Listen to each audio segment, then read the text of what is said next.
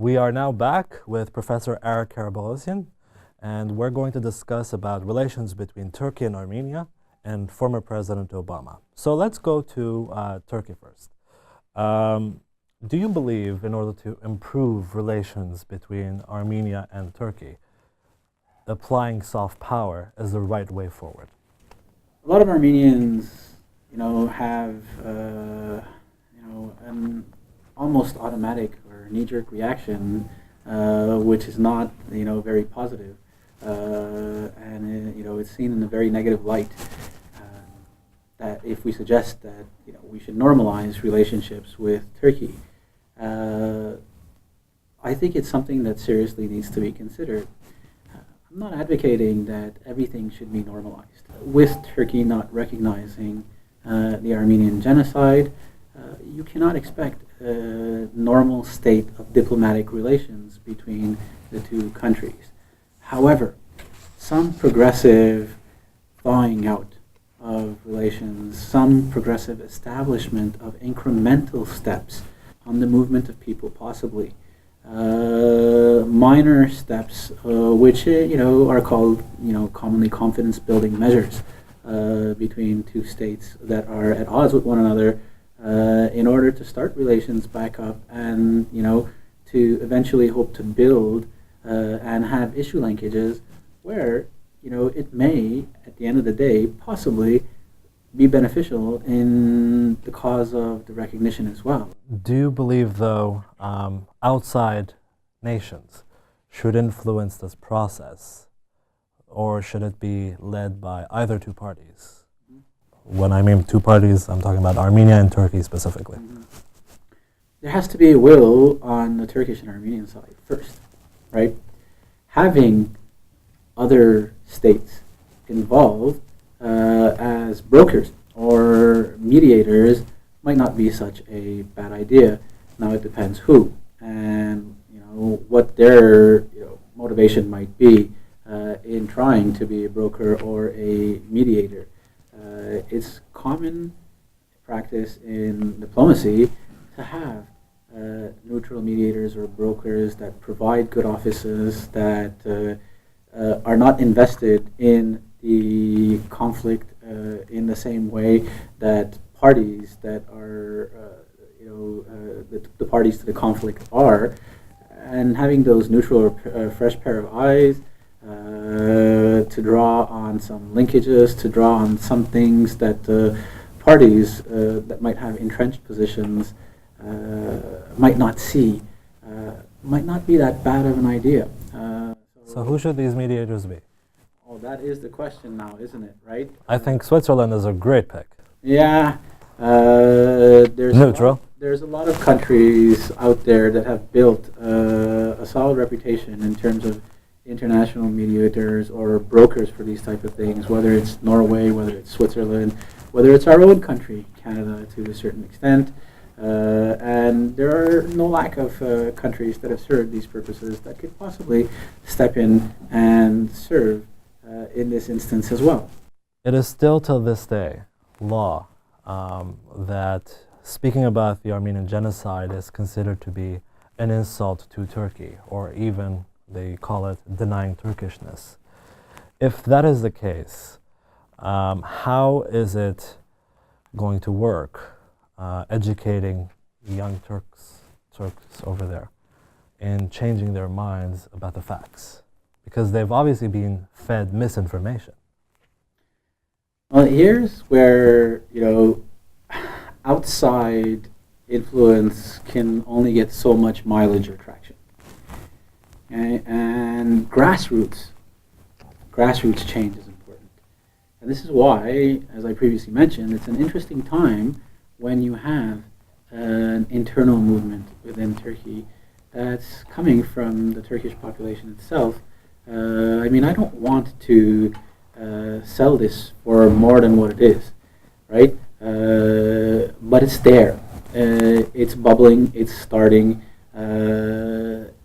It's interesting to see that there is internally this conversation that's being engaged in. Speaking of movements, the president of Turkey right now is Erdogan. And last year's coup was the third he put down.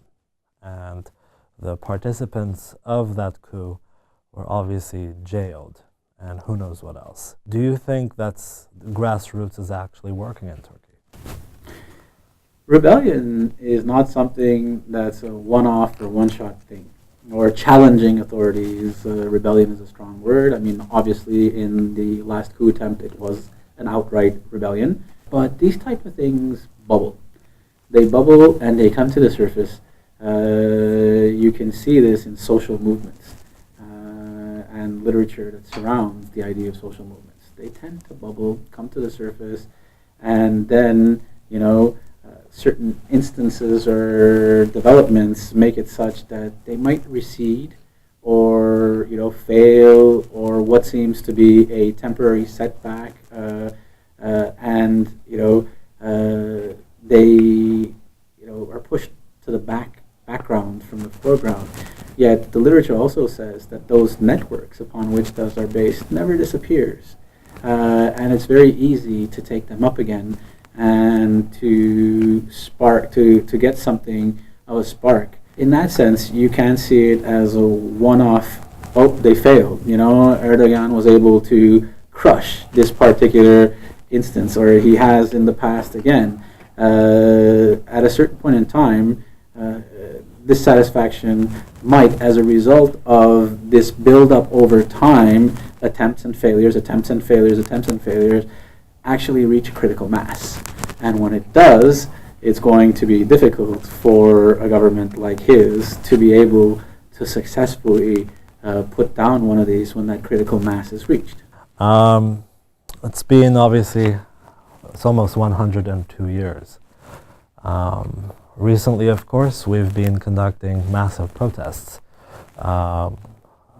such as the one in Ottawa every year. And we are in the hopes that the message will be well received and it will change their minds sometime soon. Yet we have been doing protests for quite some time. Do you believe that's the right way to go forward?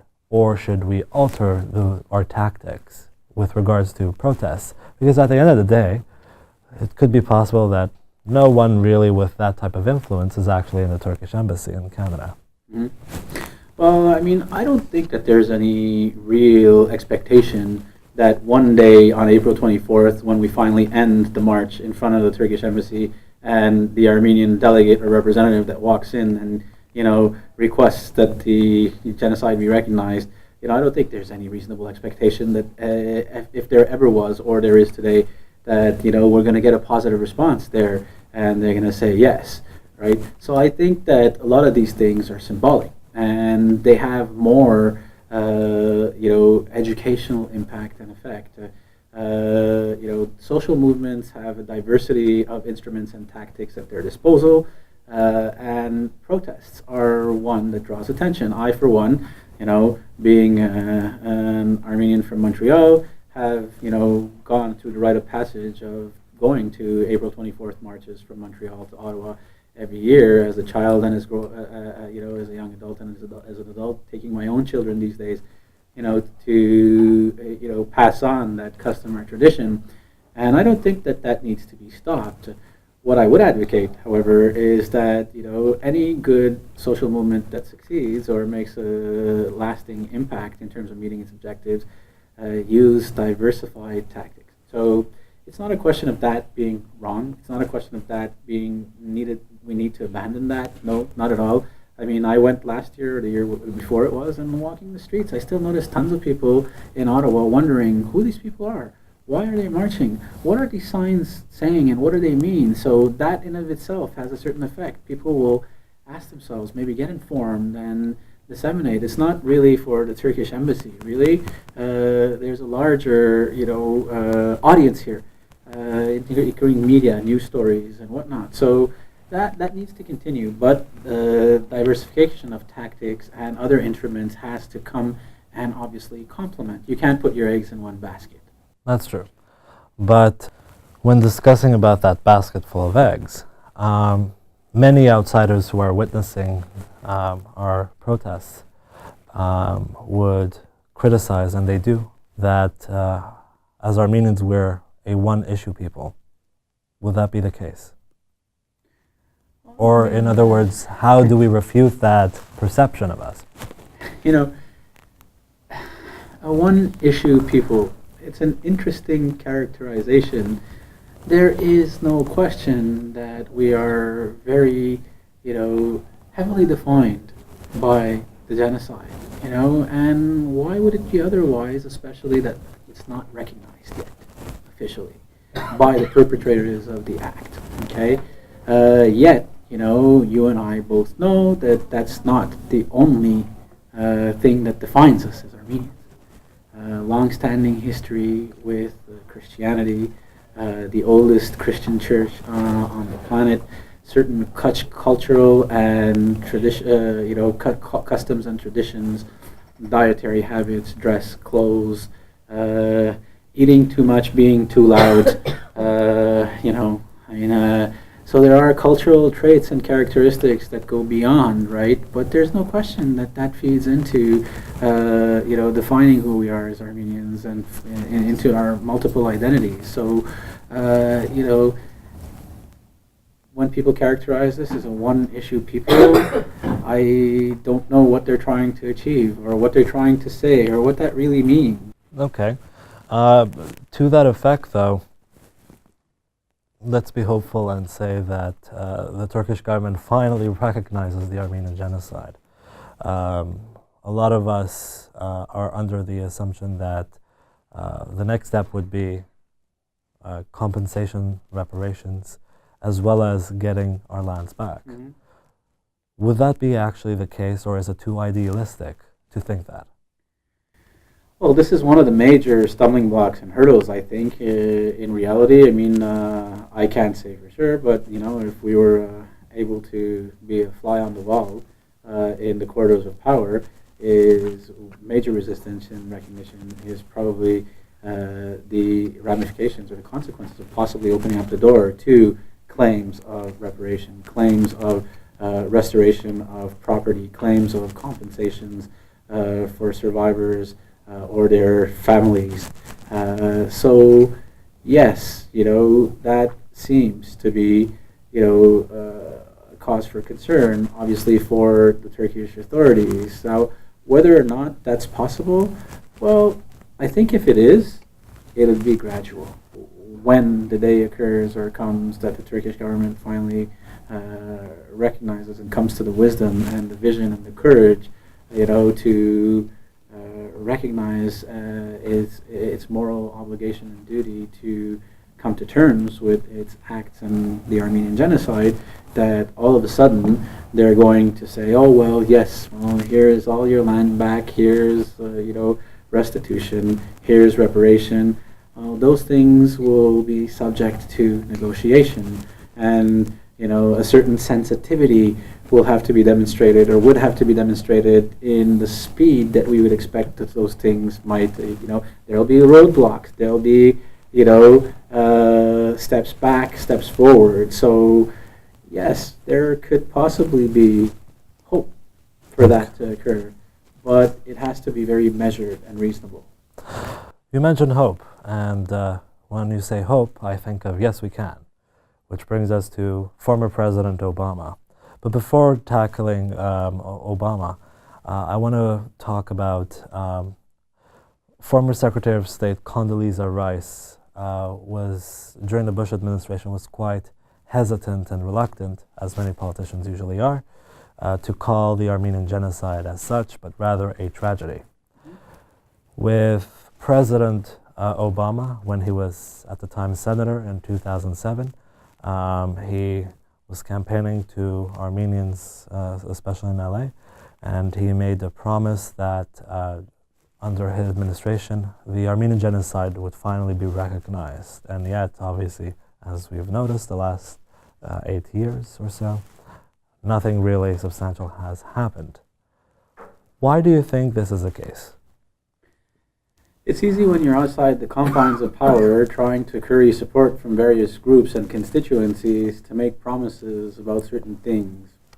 And then when you get into the confines of power, you start realizing, the constraints that ruling has. The vested interest of, people that have been in the background, groups, lobby organizations, business groups, advocacy groups, you name it, the American political system is a complex collection of these type of groupings that all try to influence government and full of vested interests. So in that sense, right, once you get there, you also realize what your alliances are like internationally. And language becomes important in terms of saying something to characterize an event, and using the totally and wholly accurate word of genocide to characterize it might be touchy, might offend the sensibilities of certain people. During the Obama administration, the alliance between Turkey and NATO members and the United States was still somewhat on solid footing before the coup was suppressed. Late into Obama's administration, where impacts in terms of diplomatic relations might have occurred between the U.S. So that could go a long way in explaining. And again, here's not to be repetitive or redundant, political expediency, political interest that ends up trumping the requirements and the predicaments of truth, justice, moral obligations, and rectitude. All right. This is why it is a complex issue. Thank you so much, Professor. It was a pleasure. Thank you.